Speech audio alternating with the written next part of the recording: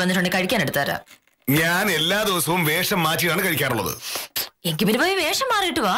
തീർന്നില്ലേ പ്രശ്നം? എന്റെ ഷർട്ട് മുടി തെച്ചില്ലല്ലോ. രാവിലെ വഴക്കുണ്ടാക്കാനുള്ള വഴി നോക്ക്. എന്തൊക്കെ ചെയ്താലും എന്നെ 4 വഴക്ക് പറയാതെ ആഫീസ് പോകാൻ പറ്റില്ല എന്ന് പറഞ്ഞിട്ടുണ്ടെങ്കിൽ പിന്നെ ഞാൻ എന്ത് ചെയ്യാനാണ്? ഷർട്ട് മുണ്ട് രാവിലെ 6 മണിയായപ്പോഴേക്കും ഞാൻ തേച്ച് വെച്ചിട്ടുണ്ട്. അതൊന്നും നോക്ക് പോലും ചെയ്ത് വഴക്കുണ്ടാക്കാനായിട്ട് നേരെ പോകുന്നു. ഷർട്ട് മുണ്ടും തേച്ച് വെച്ചിട്ടുണ്ടെങ്കിൽ അത് പറഞ്ഞമായിരുന്നു. അതാണ് മര്യാദ. നിന്റെ മനസ്സിലെന്താണെന്നൊക്കെ മനസ്സിലായി. കളക്ടർ എന്നെ നേരിട്ട് കാണണം എന്ന് പറഞ്ഞപ്പോ മുതൽ നിനക്ക് അസൂയ.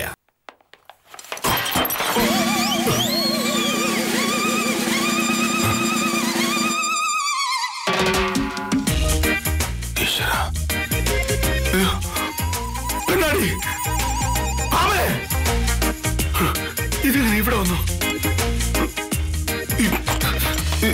അയ്യോ, പോലും ഒരു കാര്യമില്ല. കളക്ടർ എന്തെങ്കിലും കാര്യത്തിന് വഴക്കെടുത്തുള്ള ഉറപ്പാ.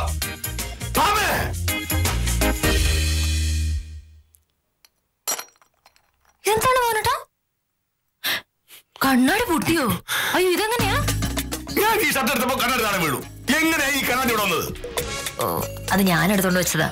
തിരിച്ചു കൊണ്ടുവയ്ക്കാൻ മറന്നുപോയി. മറന്നുപോയോ? ഈ കാണിച്ച ധിക്കാരത്തിന് എന്താ വേണ്ടതറിയോ? ഇനി ഞാൻ എങ്ങനെ കളക്ടറേറ്റിൽ പോകും? കളക്ടറേറ്റിൽ പോകാൻ കണ്ണാടി എന്തിന്? മുടി ചെയ്യാനാണ് വേറെ കണ്ണാടി ഇരിപ്പില്ലേ?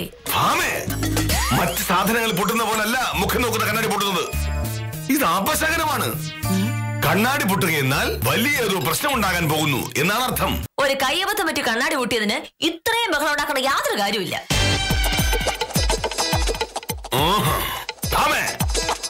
എന്താണ്? ഇപ്പോഴാണ് എനിക്ക് ഇതിന്റെ മനസ്സിലിപ്പോ പിടികിട്ടിയത്. ഇന്ന് കളക്ടർ എന്നെ നേരിട്ട് കാണണമെന്ന് പറഞ്ഞു എന്ന് ഞാൻ പറഞ്ഞപ്പോഴേ നിനക്ക് എന്നോട് അസൂയ തോന്നി തുടങ്ങിയതാ. ഞാൻ കളക്ടറെ കണ്ടാൽ, കളക്ടർ എന്നെ അഭിനന്ദിച്ചാൽ നിനക്ക് സൈക്കിൾ. അതുണ്ടാകാതിരിക്കാൻ നീ ആ കണ്ണാടി എടുത്ത് തേച്ച ഷർട്ടിന്റെ അഴിയിലോട്ട് അങ്ങ് വെച്ചു. എന്നിട്ട് എന്നോട് പറഞ്ഞു, മോഹനേട്ടാ വേഗം ഷർട്ട് മുണ്ട് എടുത്തിട്ടുണ്ട് വാ എന്ന്. ആ ധൃതിയിൽ ഞാൻ ഓടി വന്ന് ഷർട്ട് മുണ്ട് എടുക്കുമ്പോ കണ്ണാടി താഴെ വീഴുമെന്ന് നിനക്കറിയാമായിരുന്നു. അങ്ങനെ എന്റെ കയ്യിൽ നിന്ന് കണ്ണാടി താഴെ വീണ് പൊട്ടിയാൽ അതൊരു ദുശകുനമാകുമല്ലോ.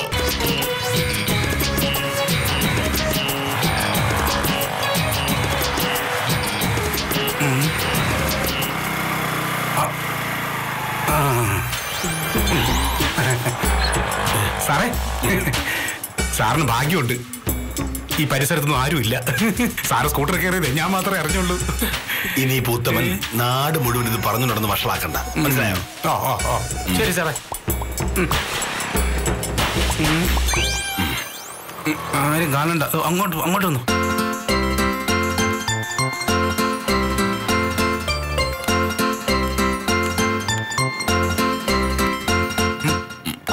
മോനേഷ് സാറേ, ഇതെന്താ ബസ് സ്റ്റോപ്പില്? സാറിന്റെ ഓഫീസിലേക്ക് നടന്നല്ലേ പോകുന്നേ? സാർ ഓഫീസിലോട്ടല്ല, കളക്ടറേറ്റിലോട്ടാ. ബസ് കയറാൻ വന്നതാ. അതിന് ബസ് പോയല്ലോ. ബസ് പോയിട്ട് 5 മിനിറ്റായി. അതാണ് എല്ലാ പ്രശ്നങ്ങൾക്കും കാരണം.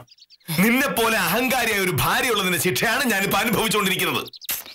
ഇങ്ങനെ വളച്ചിടാതെ കാര്യം തന്നെ പറ മോഹനട്ടാ. മോഹന്റെ കളക്ടറേറ്റ് പോകത്തെന്താ? എല്ലാറ്റിനും മറുപടി ഞാൻ പറയാം. അതിനു മുമ്പ് തഹസിൽദാരെ വിളിച്ച് കാര്യം പറയട്ടെ. ഇല്ലെങ്കിൽ കളക്ടർ എന്താ ചെയ്യണമെന്ന് പറയാൻ പറ്റില്ലല്ലോ.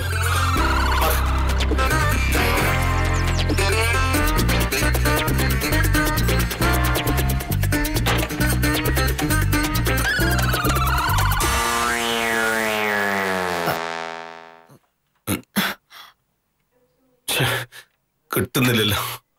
എന്തിട്ട് കഷ്ടം. അതിൽ ആരൊക്കെ മരിച്ചു എന്ന് പോലും അറിഞ്ഞൂടാ.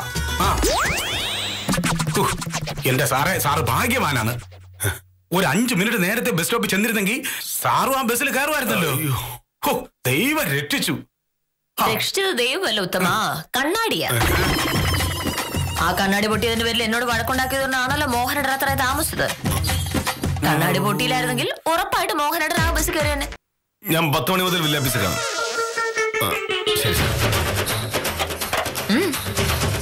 തഹസിൽദാരെ വിളിച്ചത്. കളക്ടർ ബസ് അപകടം ഉണ്ടായിടത്ത് പോയതുകൊണ്ട് ഇന്ന് 10 മണിക്ക് കാണാൻ പറ്റില്ലെന്ന്. ഇനി കാണാനുള്ള സമയം പിന്നെ വിളിച്ച് പറയാമെന്ന്. അപ്പൊ ആ പേടിയും തീർന്നു.